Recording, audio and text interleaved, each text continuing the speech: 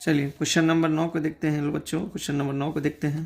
Question number 9 में क्या कह रहा है, क्वेश्चन को पढ़ेंगे समझेंगे, ठीक है ना। क्वेश्चन को बार बार देखिएगा, बार बार वीडियो को देखिएगा ना, अपने आप समझ में आ जाएगा। देखो क्वेश्चन में क्या है, एक मीनार के पाद बिंदु से, चलो एक मीनार बना लो।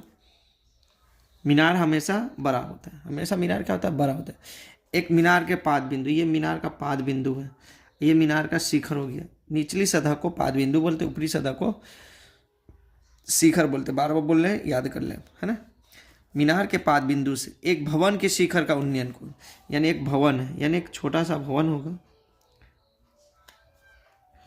तो भवन का शिखर ये हो गया, पाद बिंदु ये, भवन के शिखर का उन्नयन कोण बोल रहा है। इसको अटैच कर लो। भवन के शिखर का उन्नयन कोण कितना बोल रहा है, 30 डिग्री। गौर से देखो क्वेश्चन को, भवन के शिखर का उन्नयन कोण कितना है, तो 30 डिग्री। ठीक है, ठीक है ना। चलो फिर आगे क्या बोल रहा है, भवन के पाद बिंदु से मीनार के शिखर का उन्नयन को 60 डिग्री। भवन का पाद ये है, आई मीनार का शिखर ये, इससे इसका कितना है, 60 डिग्री है।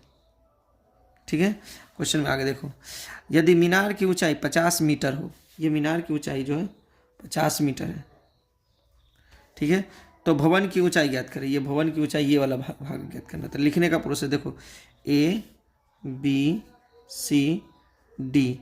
देखो ए बी दे रहा है, बी सी निकालना है, डी सी निकल जाएगा। ठीक है ना, क्या निकालना, बी सी, अपने आप डी सी निकल जाए। देखो कैसे निकालना, कैसे पुट करना है, स्टेप बाय स्टेप समझना है। ठीक है ना, चलो देखते हैं।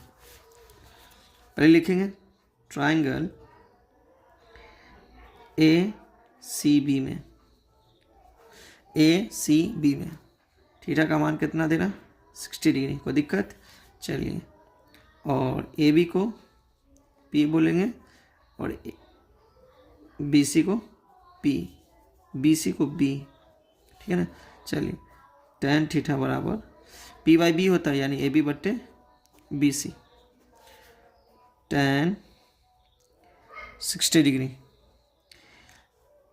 ए बी बाई बी सी। मान का किसी में पुट नहीं करना, ये हो जाएगा √3, तो ए बी बाई बी सी।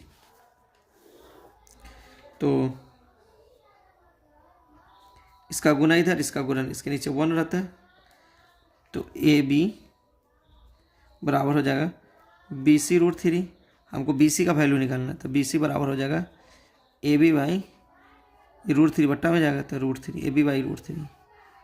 चलिए बी सी का मान निकल गया।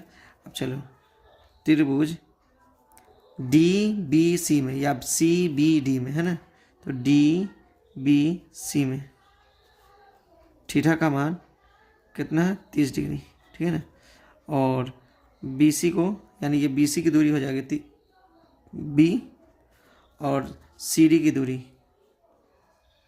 पी। ठीक है ना, tan theta P by B होता है, यानी सी डी बट्टे बी सी। ठीक है, चलिए। तो tan थीटा का वैल्यू है 30 डिग्री, और C D by B C देख लो, है ना।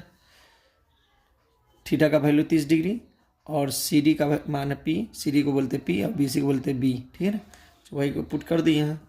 चलिए इसका वैल्यू होता है 1/√3। सी डी क्या बोल रहा है, सी डी, है ना, क्या कह रहा है, सी डी। ठीक है ना, तो सी डी क्रॉस मल्टीप्लिकेशन गुना करेंगे, तो बी सी बराबर हो जाएगा सी डी √3। हमको सी डी का वैल्यू निकालना है, ये सी डी का वैल्यू, तो सी √3 नीचे जाएगा, तो सी डी बराबर हो जाएगा बी सी बट्टे √3।